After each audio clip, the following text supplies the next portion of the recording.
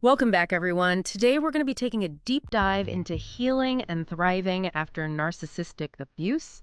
We're going to be looking at some presentations by Luminous Czar. Oh, yeah, Star's great. Yeah, and we've got two different slide decks here. One that focuses on recognizing histrionic personality traits, and then the other one is all about strategies for building a support network to help you move forward. So important. Really important stuff. So we're going to kind of unpack some of those common tactics you might encounter in those unhealthy relationships, and then really get into how to build that solid foundation for healing and growth. Awesome. Sounds good. Let's dive in. Yeah, let's do it. Okay, so Zdar kicks things off by highlighting some of the key traits of histrionic personality disorder. So impulsivity, a demanding nature, heightened emotionality, and then this one that really kind of stood out to me, seductiveness. Yeah, that's an interesting one. What are your thoughts on that? It's interesting how Czar connects these traits to behaviors that can be really impactful in relationships. Like, think about those times when you're trying to have a conversation with someone and they constantly speak over you or they interrupt you. Oh, yeah. Or maybe they're always flirting, even when it's just like totally inappropriate. Yeah. And then there's the drama, Yeah. always instigating it or always playing the victim. Right. Those can be some real, like, hallmarks of a histrionic personality. Wow, yeah, that really paints a clear picture. And, for anyone who wants to explore this further, Zara actually provides a link to the Merriam-Webster definition of histrionic. Yeah, that's cool. So you can kind of go and really unpack that a little bit more. But I kind of want to bring this back to, like, our listeners' own experiences. Like, have you ever encountered these types of behaviors in your own relationships? And if so, how did it affect the dynamic? This is where that self-reflection becomes so crucial. For sure.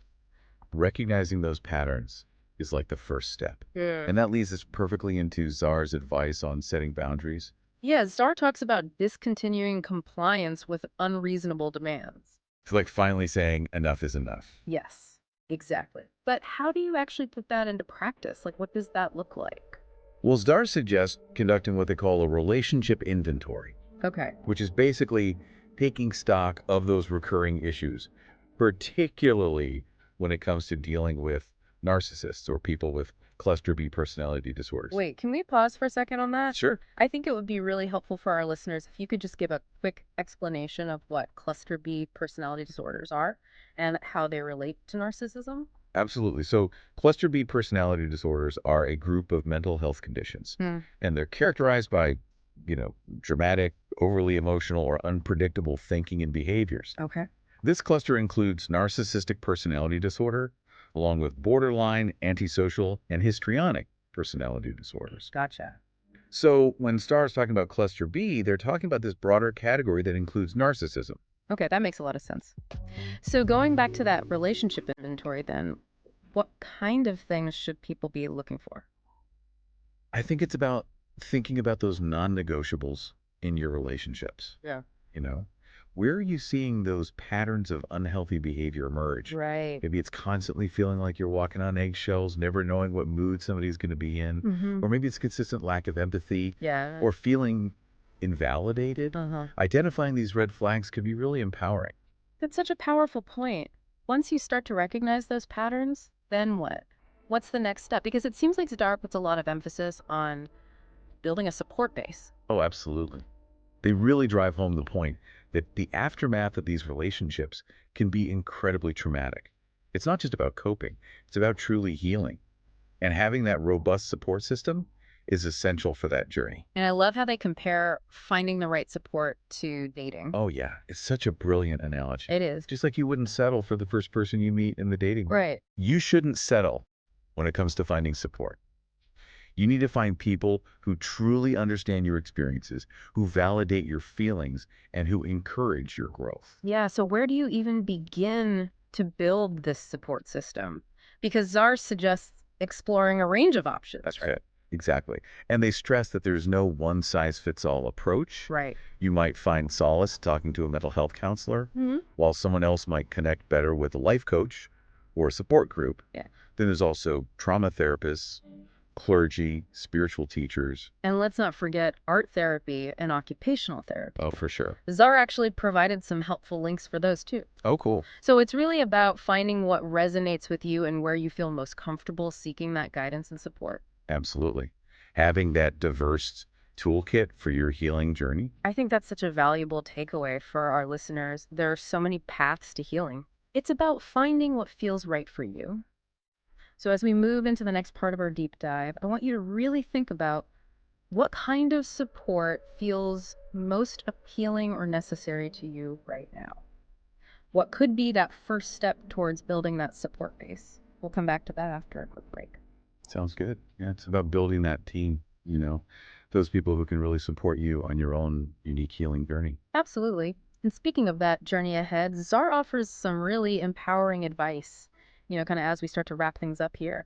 And one thing that really resonated with me was this whole idea of like committing to your healing. It's not always easy, Right.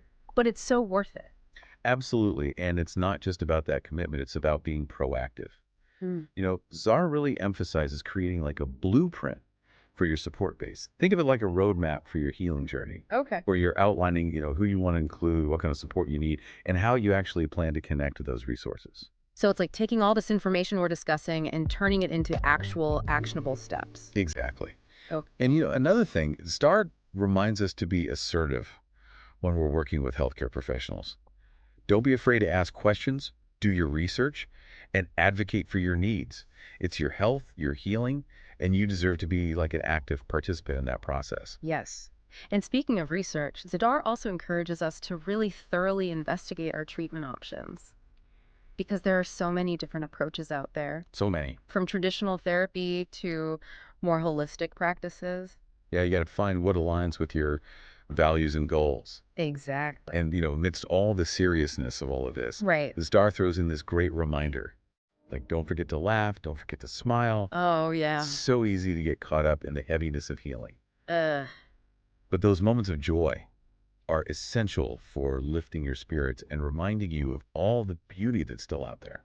I love that. It's like a breath of fresh air amidst all the hard work. It's a reminder that healing isn't just about processing all the pain, it's also about rediscovering joy and finding those things that make you light up. It's about reclaiming your life Yes. and finding your way back to who you are, stronger and more resilient than ever before. So, as we come to the end of our deep dive here, let's recap those key takeaways. First, understanding those manipulative behaviors, those red flags that can signal an unhealthy dynamic, and then the crucial importance of building that diverse support network, that team of cheerleaders and guides for your healing journey. Absolutely. And remember, healing is a process, not a destination. There will be ups and downs, but with commitment and self-compassion and the right support, you can navigate those challenges and emerge stronger on the other side. Now, before we sign off, I want to leave you with a thought-provoking question to ponder. What's one small step you can take today towards building or strengthening your support system? It could be as simple as browsing online for therapists in your area, or looking up support groups, or even just sending a text to a trusted friend and saying, hey, I'm going through something and I could really use your support. Every journey starts with a single step, and sometimes that first step is the most courageous one. You really can create a life full of, healthy, supportive relationships. Yeah, that's what it's all about, right? Hmm. Moving from just surviving to really thriving. And on that note, we want to thank you so much for joining us on this deep dive into healing and support after narcissistic abuse. It's been such a pleasure talking about all of this with you. Remember, you are not alone, and there are so many resources available to help you on your journey. So until next time, take care.